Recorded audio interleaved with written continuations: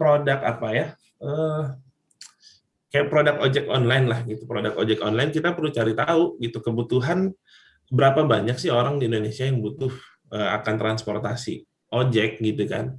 Nah, dari itu semua kira-kira berapa banyak yang bisa kita ambil gitu. Maksudnya yang bisa kita targetkan untuk jadi konsumen kita atau jadi user kita gitu. Nah, itu baru baru ranah apa ya? Hitung-hitungannya aja gitu kan. Tapi kita juga perlu menyiapkan banyak hal gitu. Bagaimana supaya market share tadi gitu, target kita menguasai pasar tadi itu juga bisa tercapai gitu. Jadi kita perlu menetapkan siapa sih customer-nya gitu kan. Kemudian bagaimana apa ya manajemen customer kita gitu. Kemudian MVP fitur-fitur yang kita siapkan gitu ya, yang apa ya, yang memenuhi kebutuhan pengguna itu apa aja gitu kan. Bisnis model kita gimana, kita kita ngasih produk atau ngasih jasa apa, kita dapat revenue dari mana aja gitu kan, itu perlu kita tentukan gitu. Kemudian kita perlu market research ya, market research tadi yang saya bilang apa namanya, ada market size, ada market share gitu. Kemudian UX design gitu atau user experience ya gitu. Jadi ini kaitannya kita perlu mengenal banget siapa user kita dan bagaimana nanti experience atau pengalaman pengguna kita di produk yang kita buat gitu. Kita perlu tentukan dulu siapa user kita ini, orang yang seperti apa sih, personanya gimana gitu. Jadi orang-orang yang bakal make aplikasi kita. Dari situ kita coba mulai define apa ya, fitur-fiturnya, kemudian journey dari user kita atau user stories. Dia butuh apa, dia mau nyari apa di produk kita gitu kan, apa yang mau dia lakukan di produk kita, kita jabarin gitu. Kemudian dari situ kita coba apa ya, kita coba mulai wireframing gitu atau kita bikin storyboard. Wireframing ini maksudnya uh, apa ya, kayak sketching gitu, bikin sketsa gitu. Misalkan katakanlah itu website, berarti kita bikin sketsa halaman depannya seperti apa sih berandanya gitu kan, informasi apa aja yang perlu kita sajikan, ada fitur apa aja di sana gitu. Nah, di halaman berikutnya apa, halaman berikutnya apa, ada menu apa saja gitu. Nah, itu kita wireframe. Itu jadi low fidelity gitu. Jadi apa ya? Eh, Kalau desain kan mungkin mock-up itu udah high fidelity gitu ya. Udah ya kayak tampilan website jadiannya. Tapi kalau wireframe ini baru apa ya? Coret-coret lah, bisa pakai tangan, pakai pulpen bisa gitu kan. Atau pakai tools-tools yang memang membantu untuk wireframing gitu. Kemudian bisnis fundamental gitu ya. Nah, kita juga perlu tahu nih gitu ya, karena kita tadi udah ngomongin bisnis model desain gitu kan. Ya otomatis kita perlu uh, apa ya, apa ya, ya kita nggak cuma bekerja sendirian, tapi kita juga bekerja dengan tim-tim yang lain tentunya ya gitu. Tapi seorang product manager dia harus tahu nih bisnis fundamental dari produknya gitu. Apa yang jadi matriks gitu kesuksesan bisnisnya gitu kan. Apa yang jadi KPI-nya gitu. Misalkan kalau media gitu ya, media biasanya yang jadi matriksnya adalah page views gitu. Berapa banyak halaman yang dibuka setiap harinya gitu misalnya.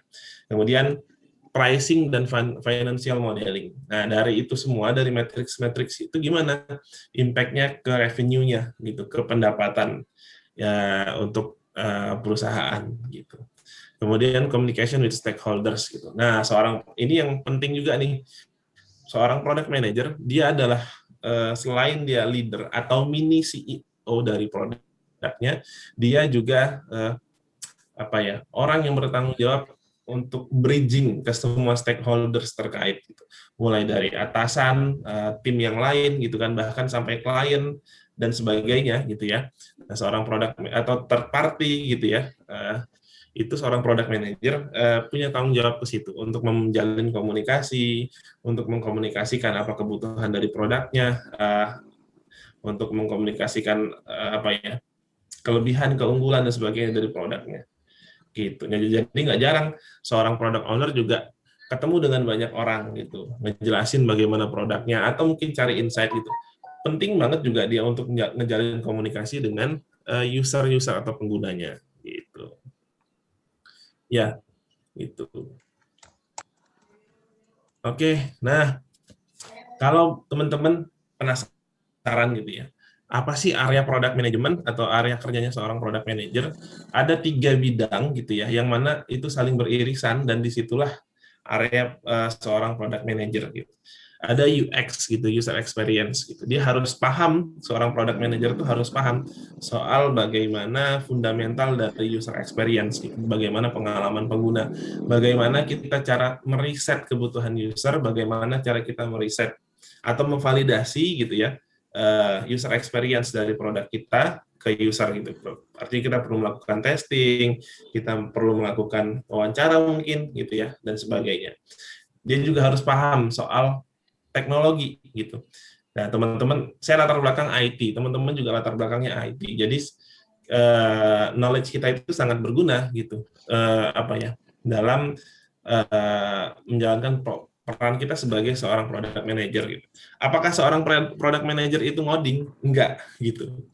Jadi product manager ini dia nggak ngoding. Jadi yang ngoding itu dari teman-teman developer gitu kan. Nah kalau kita nggak ngoding, tapi kita lebih ke ini gitu apa ya pemahaman kita gitu ilmu teknologi kita ini kita gunakan kaitannya untuk apa ya mengembangkan si produk itu selain ngoding atau selain kerjaannya developer gitu. Kita lebih ke apa ya ngomongin bisnisnya gitu kan. Jadi dari bisnis kan mungkin ada kebutuhan seperti ini gitu. Ada lima list gitu. Kita harus bikin ini, bikin ini, bikin ini. Nah, kita dengan berbekal pengalaman teknologi kita, kita bisa menilai, oh 5 poin itu possible nggak ya untuk kita develop dan kita butuh waktu berapa lama kira-kira gitu. Nah, itu kurang lebih teman-teman. Jadi seorang product manager harus punya apa ya pemahaman yang komprehensif untuk 3 bidang ini. Gitu. Tentunya dengan berkolaborasi dengan tim-tim yang lain gitu. Jadi nggak cuma hanya ada product manager dan tim IT atau developer, tapi juga ada tim UX researcher gitu. Ada role UX researcher. Jadi kalau kita ngomongin UX, nanti kita akan tandem sama orang-orang atau teman-teman UX researcher gitu, yang mereka apa ya sering melakukan testing gitu ke pengguna gitu ya. Ada juga tim data gitu, role emang yang khusus untuk handle data gitu. Jadi mereka apa ya bekerja dengan data lah gitu atau data scientist gitu. Kemudian ada namanya project manager gitu yang biasa ngomongin manpower atau kemudian timeline pekerjaan gitu ya. Ada juga quality assurance gitu, quality assurance yang dia akan melakukan testing gitu, melakukan testing untuk produk-produk yang sudah dikembangkan gitu. Apalagi ya, ada UI designer gitu, ada UX designer gitu. Nah itu jadi beda. Jadi kalau kita ngerjain skripsi gitu ya, nah itu bedanya. Kalau kita ngerjain skripsi atau tugas akhir bikin sesuatu, mungkin bikin aplikasi, bikin website, itu kan semuanya kita kerjain sendiri dari bab 1 sampai bab 5. Nah, tapi kalau di dunia profesional gitu ya, itu nggak kita kerjain sendiri gitu. Itu kita kerjain sebagai tim bareng-bareng dan itu jadi satu apa ya? Satu portofolio bersama atau satu produk yang emang dikerjain bersama gitu. Dan masing-masing role ada tugasnya gitu. Ya, nah kemudian tanggung jawabnya apa gitu kan tanggung jawab seorang product manager itu ya itu tadi ya mengerti dan apa ya mencari tahu kemudian bisa menjabarkan gitu kebutuhan dari user kemudian kita bisa memonitor market dan kita bisa mengembangkan competitive analysis gitu. Jadi kita juga perlu mengkaji kita punya kompetitor apa aja nih, kompetitor kita punya keunggulan apa aja, punya kelemahan apa aja, dan kita bisa nyalip dari sisi mana gitu. Kemudian kita menentukan visi dari produk kita gitu kan, terus kita apa ya aligning stakeholders gitu. Jadi maksudnya kita memahamkan stakeholders yang ada, pemangku kepentingan yang ada gitu ya, akan produk kita. Oh, produk kita ini gunanya ini, tujuannya ini, usernya ini, kita pengen solve problem apa, kita pengen ngasih solusi apa gitu. Kemudian kita menentukan prioritas dari fitur-fitur yang akan dikembangkan, gitu. Dari tas-tas yang akan dikembangkan, tugas-tugas yang akan dikerjakan oleh tim-tim yang lain, gitu. Gitu. Kemudian, nah ini, kalau teman-teman nanya, gitu kan, apa yang dibutuhkan itu untuk menjadi seorang product manager, gitu. Ada soft skill, ada hard skill, gitu. Nah, sama balance-nya ini, sama seimbang, sama kuatnya, gitu. Dibutuhkan soft skill dan hard skill. Kalau saya sendiri gitu yang saya dapatkan gitu, saya punya apa ya kepakaran di bidang teknologi informasi IT gitu kan. Tapi alhamdulillah saya didukung dengan pengalaman organisasi gitu ya, yang itu membantu saya untuk mengembangkan soft skill gitu kan. Dan alhamdulillah itu kepake banget saat ini gitu.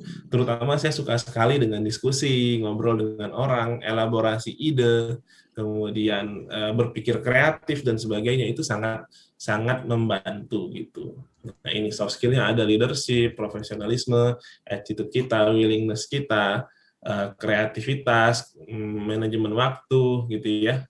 Kemudian teamwork, cara kita komunikasi dan berargumentasi, negosiasi dan sebagainya. Kemudian hard skill gitu. Nah, kita perlu banget paham gitu ya bagaimana SDLC proses gitu. Software development life cycle-nya. Proses dalam apa ya? Siklus hidup development produk atau software gitu ya. Kemudian ya kita perlu bikin product deck atau product brief gitu ya. Kita perlu ngerti caranya bikin mock-up, kita perlu ngerti caranya menghandle atau menyelenggarakan desain sprint gitu kan. Kemudian kita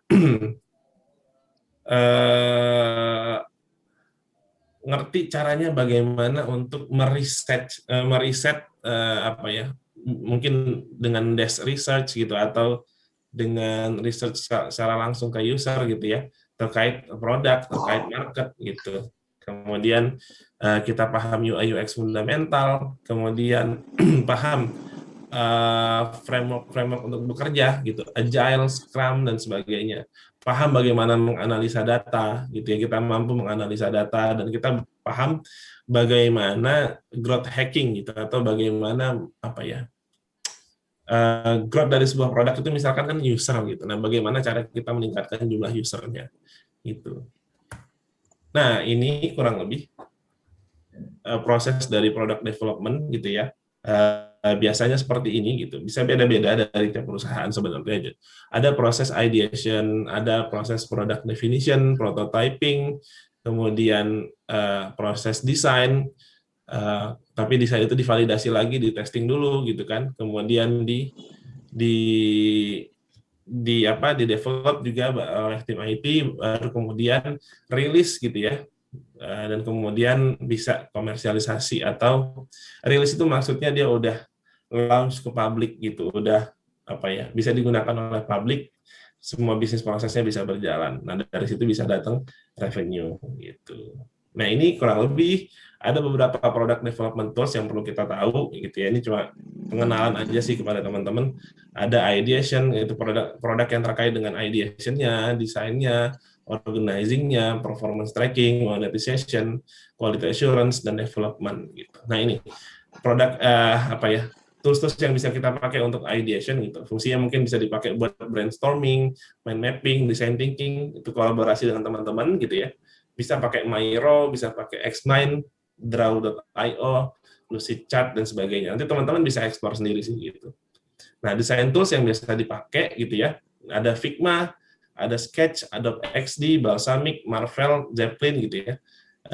Kalau saya biasanya dulu pernah pakai Balsamiq, ini lebih untuk ke wireframing gitu ya, yang sifatnya low fidelity, kemudian tapi sekarang saya lebih sering pakai Figma gitu karena dia bisa low fidelity sekaligus high fidelity.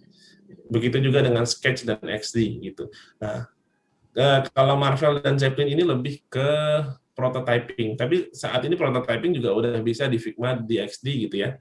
Itu juga udah bisa prototyping gitu. Maksudnya prototyping itu kita seakan-akan bikin satu desain yang itu udah bisa bekerja gitu, tapi belum bekerja sepenuhnya sebenarnya gitu, tapi desainnya udah real gitu kan, udah high fidelity, kemudian dari situ kita bisa menentukan actionnya. Kalau ini diklik bakal lari kemana, bakal munculkan apa gitu.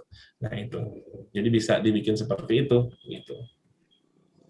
Nah, organizing tools gitu ya, bisa untuk documentation, task atau knowledge management, bisa pakai Confluence gitu. Nah, saya biasanya pakai Confluence gitu untuk dokumentasi-dokumentasi gitu ya terkait produk knowledge-nya gitu. Kemudian atau mungkin bisa pakai service kayak dari OneDrive, Google Drive gitu ya, itu bisa, atau pakai Trello untuk apa namanya, manajemen tugas atau task gitu dari masing-masing yang dari produk kita gitu. Nah, ini performance tracking tools gitu ya. Ini kita untuk nge-track, misalkan kalau website gitu kan, kita pakai Google Analytics, kita untuk nge-track semua performance-nya, misalkan kayak page views-nya, session-nya gitu kan. Nah, itu kita perlu pakai ini gitu. Begitu juga dengan tools-tools yang lain gitu ya. Ini juga bisa kayak SimilarWeb atau Alexa, bisa kita pakai untuk melihat ranking-nya gitu. Nah, ini terakhir ya teman-teman, mungkin sebelum sesi tanya jawab, bisa beda-beda di tiap perusahaan. Ini yang saya tampilkan ini adalah yang common aja ya gitu. Career path dari seorang product manager gitu ya. Bisa internship gitu kan awalnya, yang jadi mungkin teman-teman mau magang atau apa gitu. Bisa internship gitu dimanapun yang emang lagi ngebuka posisi untuk internship gitu. Kemudian nanti jadi junior product manager, kemudian senior product manager, spesialis or lead product manager, senior lead product manager, dan manager of product manager gitu. Nah, kalau untuk jadi apa ya, junior product manager ini lebih ke apa ya, lebih ke basic skill study gitu kan. Tapi makin ke atas gitu ya, tanggung jawab leadership-nya makin tinggi. Dia harus mampu berpikir strategi bagaimana mengelola timnya, mengelola bisnisnya gitu ya, mengelola produknya, nggak cuma satu, tapi dari banyak produk yang ada di bawahnya gitu kan. Bagaimana itu bisa apa ya, dikelola dengan baik untuk achieve visi dari perusahaannya. Oke. Mungkin itu yang bisa saya sampaikan. Terima kasih banyak nih teman-teman atas perhatiannya. Saya mohon maaf apabila ada salah-salah kata dan bisa kita elaborasi di sesi tanya jawab. Itu aja. Saya tutup dulu. Billahi taufiq wal hidayah. Wassalamualaikum warahmatullahi wabarakatuh. Saya kembalikan ke Pak Taufik. Ya, terima kasih pada Pak Taufik Aulia ya. Selanjutnya kita kasih waktu untuk tanya jawab. Silahkan untuk mahasiswa yang akan bertanya langsung, baik itu dengan chat maupun secara langsung. Oke, ini sudah ada yang masuk chat. Coba kita buka. Dari Nurul Arifia Gunarsih bertanya ya, apa saja kendala-kendala dalam menjadi seorang product manager? Ya, langsung aja ya Pak. Ya, langsung dijawab aja. Ya, yang paling sering menjadi kendala adalah perihal bagaimana kita mengkoordinasikan, bagaimana kita berkomunikasi dengan tim-tim yang lain. Gitu. Jadi, karena kita menghadapi banyak tim gitu ya. Karena seperti yang saya bilang, product manager itu kan seperti bridging gitu. Dia leader tapi tanpa otoritas, maksudnya tanpa ada level jabatan sebagai bos atau apa gitu kan. Jadi dia memang perlu mengkomunikasikan supaya orang tuh paham gitu. Kalau dia misalkan minta developer ngerjain ini, dia bukan cuma nyuruh, tapi dia juga memahamkan kenapa kita perlu kerjain ini, kenapa kita perlu nambahin fitur ini gitu. Nah, seringkali mungkin beberapa kejadian ada kesalahpahaman gitu kan, ada informasi yang kurang dan sebagainya. Itu kadang-kadang juga jadi kendala gitu. Cuma itu bisa diatasi dengan apa? Ya dengan komunikasi yang sehat gitu. Keterbukaan, kalau pengen tahu ya ditanya gitu, kalau nggak tahu ya nanya gitu kan. Tapi kalau emang ada kesulitan ya bicara dan sebagainya gitu. Baik, mudah-mudahan bisa menjawab ya. Selanjutnya, masih banyak ini pertanyaan. Gimana Pak Taufik, mau menjawab semua atau kita seleksi aja nih? Seleksi aja boleh. Oke, ada dari, ini gini aja, saya tentukan aja ya, saya tentukan saja secara random. Nanti kalau yang tidak kita sebutkan di sini akan apa namanya, kita tanyakan di luar forum ini aja, gimana Pak? Boleh. Boleh ya? Oke, saya ambil yang pendek-pendek aja lah.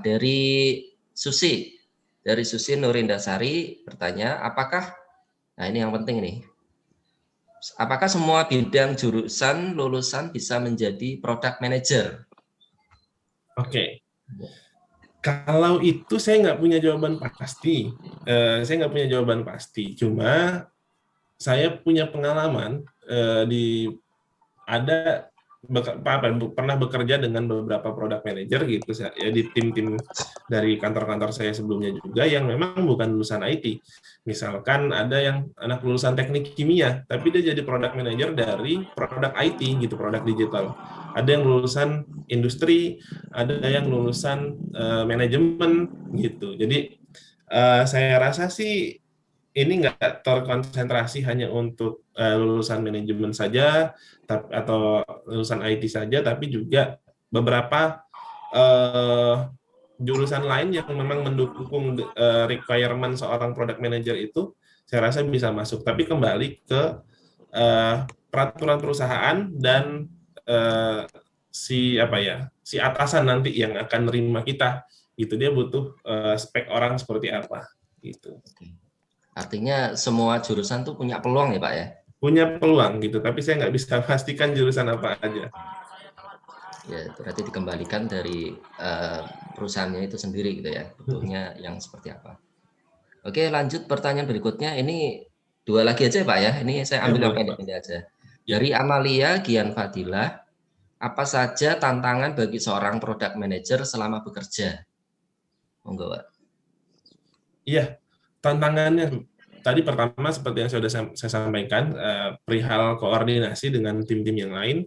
Kedua adalah soal update dan upgrade knowledge sih, gitu. Jadi kan perkembangan teknologi itu selalu berkembang ya, berkembang pesat. Jadi kita perlu tahu tuh, perlu mengamati gitu, perlu tetap update informasi gitu kan, terus belajar dan update juga soal kompetitor-kompetitor kita gitu. Itu sih. Dan mungkin yang paling menantang juga adalah ketika jadi seorang product manager itu harus berani berkata tidak gitu kan. Misalkan ada kebutuhan dari bisnis gitu, kebutuhan dari perusahaan untuk menambahkan fitur apa gitu. Cuma kita rasa karena kan mungkin perusahaan atau bisnis atau tim sales gitu ya, atau dari atasan mikirnya kaitannya dengan revenue. Tapi kalau seorang product manager kan mikirnya juga kaitannya dengan user. Kaitannya dengan user. Kalau ditambahin fitur ini atau ditambahin sesuatu dalam produk itu yang begini, nanti user akan nggak nyaman, nanti akan lari dan sebagainya. Tapi dari sisi bisnis mungkin butuh ditambahkan itu karena apa namanya ya, dirasa bisa menambahkan revenue. Nah, di situ kadang-kadang terjadi perdebatan gitu.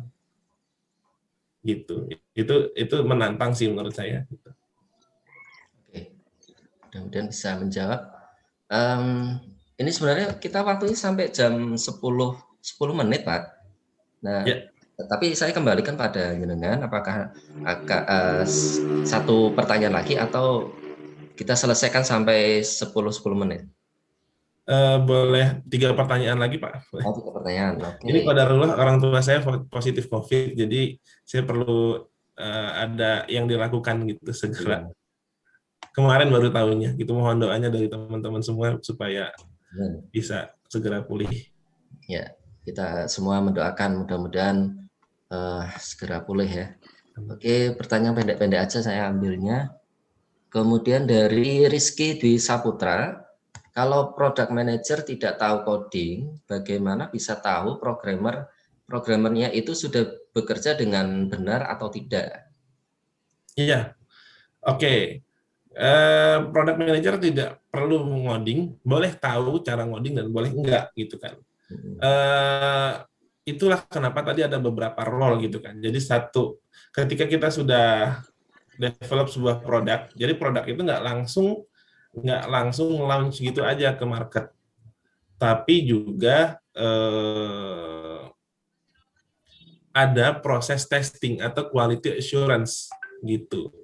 Jadi ada orang-orang, ada role gitu ya yang memang dibuat untuk mencari kesalahan gitu. Jadi QA atau QC, quality control itu juga ada di perusahaan-perusahaan digital. Misalkan kita sudah develop sebuah fitur gitu kan, maka fitur itu akan di-testing. Ada dibuat skenario-skenarionya. Kalau di input seperti ini hasilnya apa gitu kan, di input seperti itu hasilnya apa.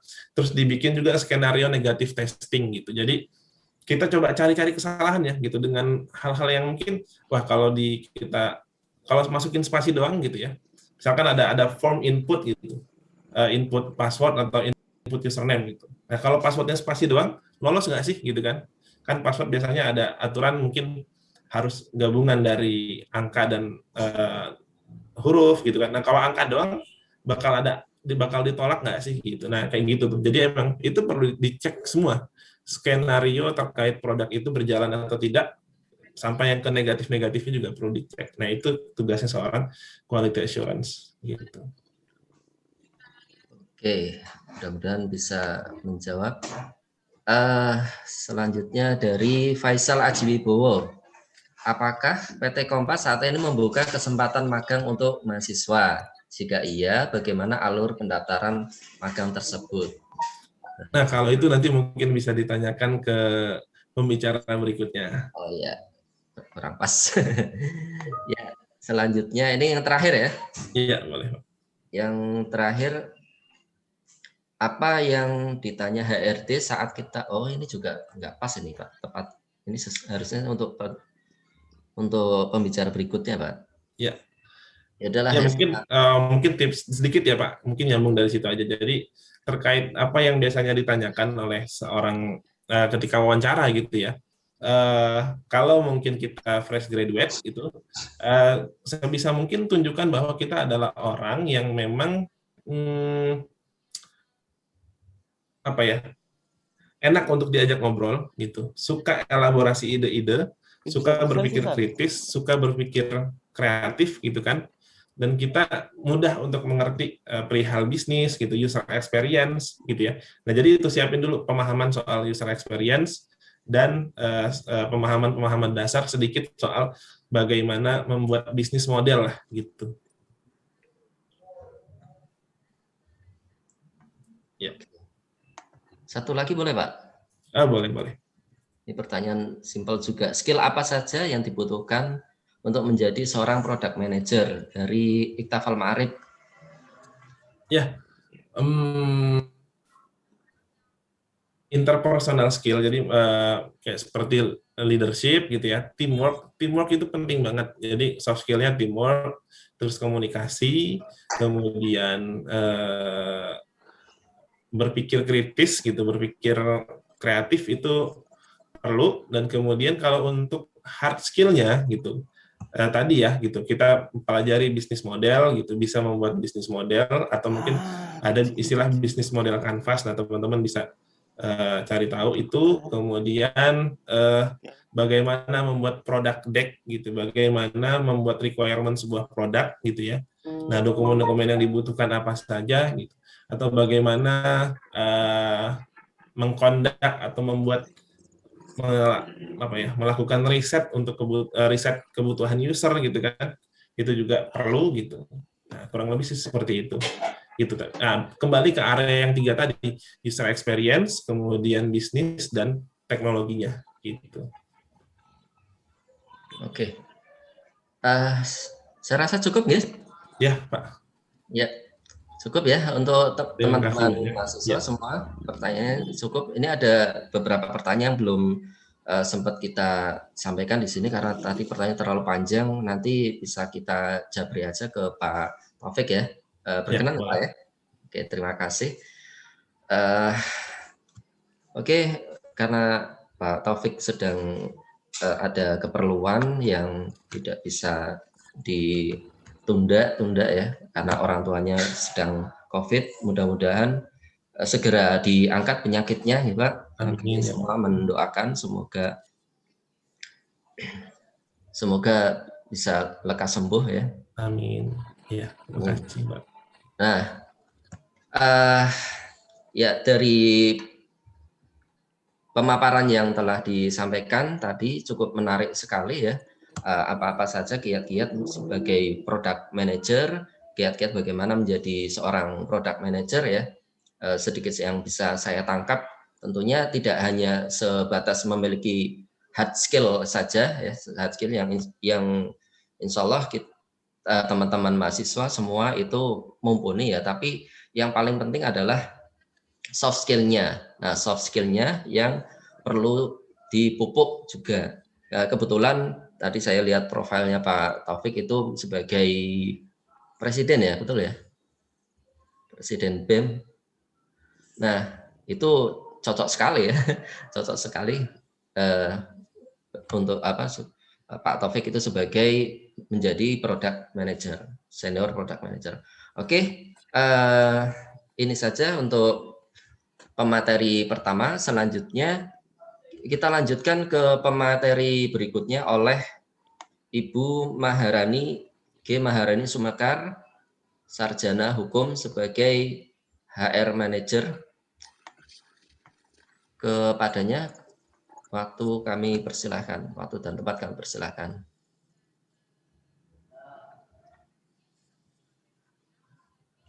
Sudah nongol.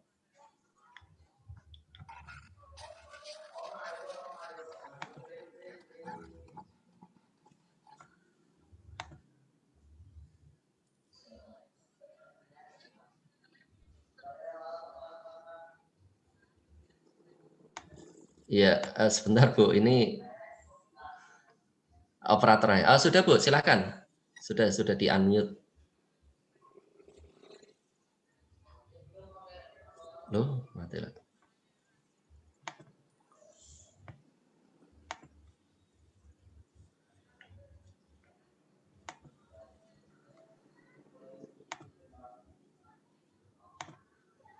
Ya, silakan Ibu.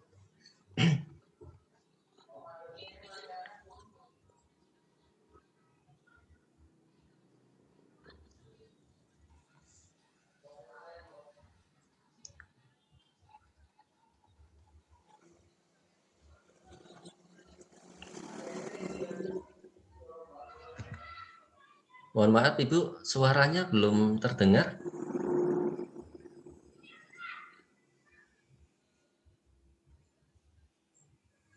Suaranya sudah masuk, Mas? Ya, sudah, silakan. Oke. Ya, bisa dimulai. Sebentar ya, saya share materinya dulu. Ini apakah terlihat materinya? Sudah terlihat. Oke. Mungkin saya nggak bisa lama-lama, mohon maaf sebelumnya, sama seperti Mas Taufik ya, kalau kita sebutnya di sini pakai Mas sama Mbak gitu. Nanti panggil Mbak Rani aja juga nggak apa-apa. Saya belum tua-tua amat juga. Beda tipis lah umurnya kita. Yeah. Mohon maaf sebelumnya kalau tadi kan Mas Taufik nggak bisa lama-lama mungkin karena ada keperluan pribadi ya. Mohon maaf karena situasinya juga sedang begini. Kadang informasi status karyawan lagi mendesak COVID kan suka tahu-tahu ya, walaupun kita udah agendakan jauh-jauh hari gitu. Dan kebetulan kalau saya sendiri nanti ada rapat dengan direktur sales, jadi mungkin saya presentasi tentang company profile-nya singkat. Mohon maaf sebelumnya kalau misalnya ada beberapa slide yang mungkin saya skip gitu, supaya waktunya tetap selesai di sekitar 10-15 menit, supaya lebih banyak mungkin ngobrol-ngobrolnya gitu kali ya. Kalau tadi kan teman-teman ada pertanyaan terkait dengan kayak magang, kerja di Kompas Gramedia seperti apa, nanti mungkin lebih banyak di situ aja nanti kita diskusinya. Itu kali ya. Ya, monggo silahkan.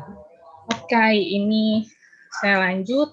Oke, seperti tadi saya sampaikan, saya kan HR dari Kompas Cyber Media ya. Sebenarnya kalau brand besarnya kami itu kompas.com. Cuman sejak 2018 kami media-media yang ada di Kompas Gramedia itu bergabung menjadi satu, yaitu kita sebut istilahnya sekarang grupnya KG Media Group. Dan kita punya tagline Trusted and Connected. Jadi kita adalah media yang bisa dipercaya di Indonesia dan saling terkoneksi satu sama lain, karena kita medianya banyak ya, dari cetak seperti Kompas yang mungkin teman-teman sudah sering dengar gitu dari zaman bapak ibu atau yang kakek neneknya gitu, terus beralih ke media digital seperti yang sudah dikenal Kompas.com atau Tribun News. Dan sekarang kita punya produk digital entertainment yaitu Grid, dan ada TV, radio, dan segala macam gitu. Jadi kita di grup besarnya namanya KG Media. Nah, di sini mungkin yang lebih banyak saya jelaskan terkait dengan KG Medianya gitu, teman-teman.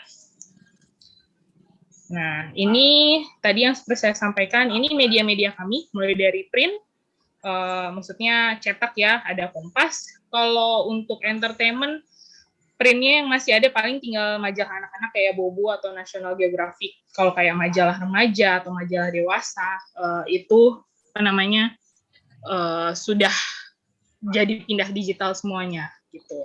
Terus ini ada radio seperti Sonora, terus kita juga ada media yang lain seperti televisi seperti itu.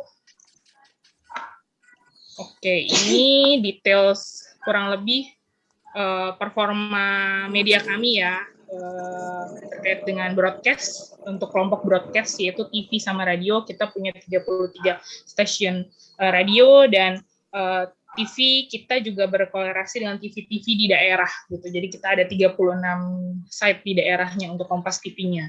Kalau digital kita punya reach internet tuh menguasai 40% internet yang ada di Indonesia, karena media kita banyak gitu, nggak cuma kompas.com aja ya, kayak tadi aku cerita entertainment itu digitalnya banyak. Dan kalau print kita sebagai media yang awal banget ya di Indonesia gitu, Kompas, jadi kita masih menguasai pangsa pasarnya untuk media cetaknya. Ini details brand kami. Tadi yang aku sempat cerita, mungkin teman-teman yang belum banyak dengar itu kayak Grid Network, itu adalah media digital maupun print yang entertainment sifatnya. Seperti buat majalah anak-anak, atau kayak ibu-ibu itu Nova, terus kalau yang remaja itu ada Hai atau Kawanku, atau kalau buat bapak-bapak tuh biasanya kayak otomotif, atau National Geographic, atau yang gemar foto, kita ada foto kita, seperti itu. Kalau untuk digital daerah, itu ada tribunnews.com, kita ada channelnya di daerah banyak. Begitu juga dengan radio. Radio juga, kita channelnya ada Sonora di daerah banyak sekali, sama selain Sonora yang biasanya radio berita seperti itu, kita juga ada Smart FM atau Motion Radio. Kalau Motion Radio lebih ke entertainment ya. Nah, selain media, di KG Media itu sendiri kita juga punya divisi bagian solution service. Kalau yang paling kanan ini tuh kita ada brand-brandnya namanya Stratex, Grid Story, Grid Voice, Visible, Market Space, sama Pasang Iklan. Itu adalah agensi medianya kami gitu. Karena kalau media kan berkorelasi dengan klien-klien yang mau pasang iklan atau klien-klien yang ingin ada brand image medianya. Nah, ini adalah divisi yang tugasnya membuat proposal marketing atau jualan ke agensi yang semacam itu. Ini sedikit performa internet digital kami ya. Jadi page view-nya sudah sekian ratus juta. Kita channelnya juga banyak, punya channel-channel sosial media juga, supaya nggak ketinggalan perkembangan zaman ya, karena nggak semua sekarang langsung mengakses channel langsung, tapi juga lewat sosial media. Kemudian ini performa bisnis kami, seperti kita juga masih sering memenangi award journalism, kayak produk terbaru kami, sebenarnya nggak baru sih gitu, tapi kemarin dapat award gitu kayak VIK, itu kami dapat penghargaan bahkan dari luar juga sebagai multimedia konsep baru lah, bentuk media kontennya nggak cuma tertulis aja, tapi kolaborasi dari video, podcast, dan segala macamnya. Kemudian kita juga sebagai media lokal terbesar di Indonesia karena cabang-cabang di daerahnya banyak. Terus kita juga sebagai yang pertama memiliki citizen journalism. Terus Kompas itu sebagai media yang sangat berpengaruh terhadap kebijakan pemerintah atau kebijakan ekonomi, kita masih media yang seperti itu. Kita juga memberi tetap, walaupun ada serius-seriusnya, ada seru-seruannya, yaitu media entertainment, sport, sama tadi ibu-ibu, anak, atau hobi-hobi bapak-bapak, seperti itu. Kita juga mengembangkan kontennya nggak cuma online tertulis, tapi juga video, karena kita juga collab sama Kompas TV dan segala macam. Oke, kita langsung menjelaskan sedikit produk yang ada di Kompas Gramedia Group, yaitu KG Media. Ini yang saling, teman-teman mungkin suka nanya, ini Kompas sama kompas.com itu sama, beda, atau gimana gitu. Sebenarnya ini kakak adik lah, saya sampaikan gitu. Kompas sebagai inisiator media pertama, yaitu tetap masih konsisten membuat koran Kompas sampai sekarang, dan kompas.com itu sebagai anaknya Kompas yang kita sudah ada dari tahun 1997, itu membuat media digital. Kemudian untuk tahun 2018 lah, Kompas mulai mengembangkan sendiri konten digitalnya, yaitu Kompas ID yang berbayar. Kalau kompas.com kan yang free ya beritanya gitu, tapi kalau Kompas ID itu kita yang berbayar. Ini sedikit menjelaskan performa kompas.com, bahwa user kami sudah 67 juta lebih, dengan PV-nya udah lebih dari 400 juta lah sekarang setiap bulannya, karena efek pandemi PV-nya terus naik karena orang-orang pengen dapat berita di rumah aja kan, jadi kami mengalami kenaikan performa di internetnya. Ini sedikit menggambarkan bisnis dan kota-kota perwakilan yang ada di Kompas. Jadi Kompas tuh punya kota-kota di daerah dan tetap memberikan konten-konten yang ada di daerah juga. Nah, Kompas dan kompas.com saling berkolaborasi membuat konten dan mengembangkan Kompas ID-nya. Ini sedikit dari hasil tarikan riset kami, bahwa sebenarnya pembaca Kompas itu masih kebanyakan pria. Nggak tahu kenapa, mungkin secara segi konten atau segala macam jauh lebih senang pembaca prianya yang mengakses kompas.com atau Kompas ID. Tapi seiring berjalannya waktu nih, pas pandemi kita mengalami kenaikan si pembaca perempuan kami gitu. Entah kenapa, mungkin yang perempuan juga pengen tahu informasi lebih banyak juga terkait dengan COVID kah, atau kondisi di luar seperti gimana, atau buat belajar anak-anak mungkin. Jadi pas pandemi kita mengalami kenaikan pembacanya dari sisi perempuan. Ini aku skip, ini aku cerita sedikit terkait dengan Tribun Network. Jadi kami punya media lokal daerah namanya Tribun. Itu cabang-cabangnya banyak seperti ini. Ada mulai dari Aceh sampai Papua, kita lagi mau buka lagi sih. Itu koran-koran daerah, dan kita juga mengembangkan digital konten daerahnya juga. Seperti itu. Ini target 2020 penambahan titik-titik kota yang baru di Tribun. Jadi sudah mencakup ke semuanya, seluruh Indonesia ya, dari ujung sampai ujung seperti itu.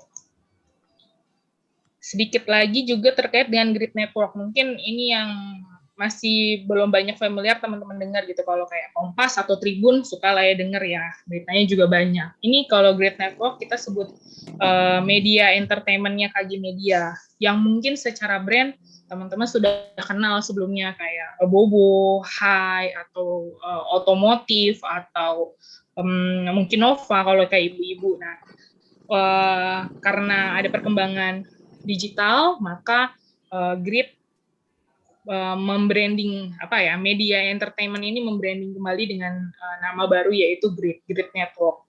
Nah, ini media-medianya.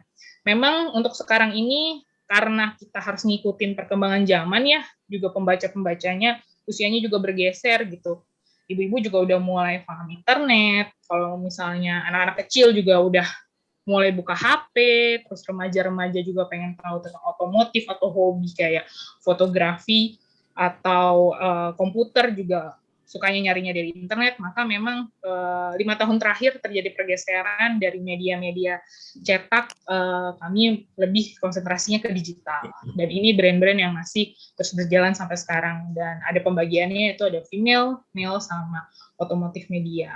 Mungkin teman-teman yang di sini ada yang pernah mengakses lah ya, kan ini teman-teman informatika ya, kali butuh informasi terkait dengan Mac misalnya, kita ada make Mac, terus atau pengen tahu update tentang komputer seperti apa, ada info komputer. Nah ini tadinya dulunya semuanya ada majalahnya, gitu. Tapi sekarang sudah beralih ke digital semua. Nah ini broadcast Kompas TV, kita sebagai leading ya buat media berita gitu, mungkin sempat juga mengalahkan Metro TV yang sudah mendahului untuk media berita. Kita terus berkembang, bahkan TV sekarang udah nggak cuma di TV aja, tapi kita mengembangkan konten TV-nya itu di digital juga, dan sosial media tentunya YouTube, Instagram, karena anak-anak muda sekarang mengaksesnya itu gitu. Mungkin udah pada jarang kali ya teman-teman di sini nonton TV gitu. Jadi sekarang mainnya kan di handphone. Jadi ya selain ada di TV, mungkin buat tetap memenuhi kebutuhan generasi yang butuh TV, buat yang muda-muda kami tetap mengembangkannya lewat YouTube atau channelnya di Instagram, dan kita juga ada digitalnya ya, www.kompastv.com itu gitu. Nah, mungkin ini sedikit cerita ke selain media. Jadi kalau di KG Media, selain media-media yang ada di KG Media yang tadi saya ceritakan, kita juga ada agensi media. Jadi karena kita mau mengembangkan media digital, maka kita juga mau mengembangkan agensi